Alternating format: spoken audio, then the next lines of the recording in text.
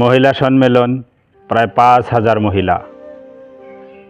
এক শিক্ষক এক মহিলাকে ডেকে বলল, হোয়াইট বোর্ডে তুমি তোমার জীবনের সবচেয়ে ইম্পর্টেন্ট ২০ জন মানুষের নাম লেখো। মহিলা ২০ জন মানুষের নাম লিখল। এবার শিক্ষক বলল, সেখান থেকে ৪টা নাম তুমি কেটে দাও যারা নাকি তোমার জীবনে কম ইম্পর্টেন্ট। মহিলা ৪টা নাম কেটে দিল। শিক্ষক আবারও বলল, এখানে থেকে বাকি যেগুলো নাম আছে এখানে থেকে তুমি আরও ৪টা নাম কেটে দাও যারা নাকি তোমার জীবনে অপেক্ষাকৃতভাবে কম ইম্পর্টেন্ট। মহিলা ভেবে চিনতে আত্মীয় স্বজনের মাঝখান থেকে ৪টা নাম কেটে দিল। এভাবে কাটতে কাটতে কাটতে বাকি থাকলো ৪টা নাম, বাবা, মা, স্বামী, সন্তান। চারিপাশে হাহাকার, উত্তেজনা। এবার কার নাম কাটবে? শিক্ষক বলল, বাকি যে ৪টা নাম আছে সেখান থেকে তুমি 2টা নাম কেটে দাও। মহিলার হাত কাঁপতে লাগলো, চোখে পানি ঝলঝল করছে। কিছু সময় চিন্তা করার পর বাবা মার নামটা কেটে দিল। বাকি থাকলো আর 2টা নাম, স্বামী, সন্তান। হাহাকার, এবার কার নাম কাটবে?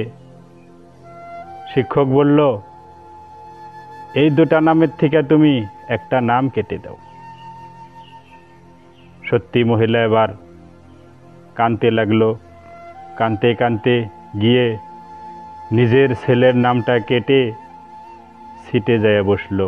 এবার শিক্ষক প্রশ্ন করল, তুমি তোমার বাবা মার নাম কেন কাটতে গেলা? দেখুন স্যার, বাবা মা আমাকে লালন পালন করে বিয়ে দিয়ে তাদের দায়িত্ব তারা পালন করেছে, কিন্তু আমার বর্তমান জীবনে আমি আমার বাবা মাকে ততটা ফিল করি না বা প্রয়োজন মনে করি না। তা নয় বুঝলাম, কিন্তু তুমি তোমার ছেলের নামটা কেন কাটতে গেলা? দেখুন স্যার, আজকে আমার জীবন থেকে যেমন আমার বাবা মার প্রয়োজন কমে গেছে, ঠিক একদিন আমার ছেলের জীবন থেকেও আমার প্রয়োজন কমে যাবে। এমনকি একদিন সে আমাকে বৃদ্ধাশ্রমেও রেখে আসতে পারে।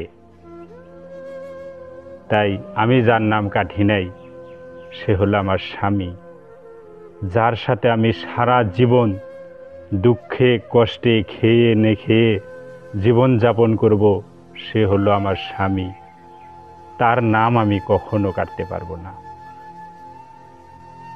তো থ্যাংক ইউ, ধন্যবাদ।